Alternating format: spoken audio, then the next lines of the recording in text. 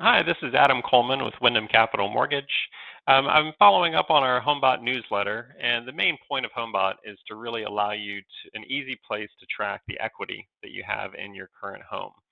Now, obviously, the next question that most people have is, what's the best way of tapping into that equity? And there's three main options that you can use to get to that equity. In this video series, we're going to quickly run through a summary of all three of these. In the next video, I'll dig deeper into the different options, and then we can go through some scenarios as well. But this will at least give you a snapshot of what are the three main options, which one might make the most sense for you. But certainly, I can go through your specific scenario and help kind of point you in the right direction, depending on what makes the most sense. So the first option would be a home equity line of credit, or HELOC. This is essentially a credit card tied to your house. You can draw from it, you can pay it back, draw from it again. It's essentially just that. It's a line of credit that you can use whenever you want to. The advantages here are that it's great for short-term solutions where if you need access to money that you're going to pay back quickly, then it's a great option. The main risk of this is it's a variable rate. So as rates change, it can really put a strain on you financially to deal with the payments always constantly changing. And in this market, mostly going up, unfortunately. So that's why for a long term, the HELOC might not be the best option, but we can go through that in more detail with your specific scenario. But you can see from this chart, the prime rate, which is what a HELOC is tied to, is very, very up and down over the last 60 years. So you just have to take that into account and make sure that you're comfortable with that and that the variable rate can obviously fit in with your budget as well. The second option is really more for those who are not comfortable with the variable rate of a line of credit. It's a home equity loan where it's a fixed rate. You get a set amount of cash out.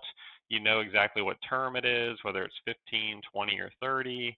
And it's a fixed rate, as I had mentioned, so that can't change. So you know what the payment is as well. This is great more for long term or when you're not comfortable with the rate changing on a variable rate nature.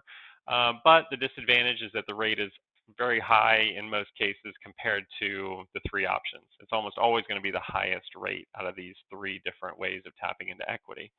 So we need to compare those and see which one makes the most sense. The third option would be a cash out refinance. Most people kind of are familiar with this. You're basically paying off your existing loan and replacing it with a larger loan balance, and then you pocket the difference with the cash out, and then you can use that to pay off debts or home improvements or whatever you needed the cash out for.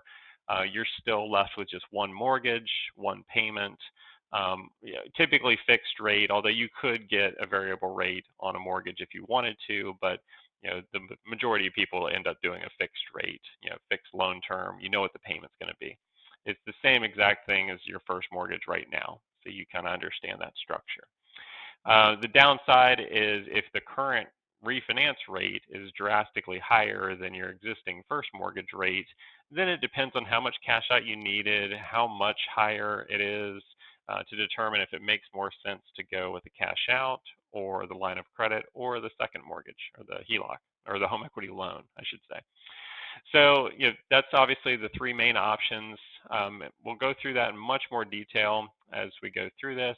But if you have any questions or if you're just thinking about tapping into the equity, whether it's for home improvements, if you have credit card debt that you're trying to consolidate, major expenses coming up down the road, down payment for a new house where you don't want to try to sell your current house before you buy a new one. A lot of people are tapping into the equity that way as kind of like a bridge loan.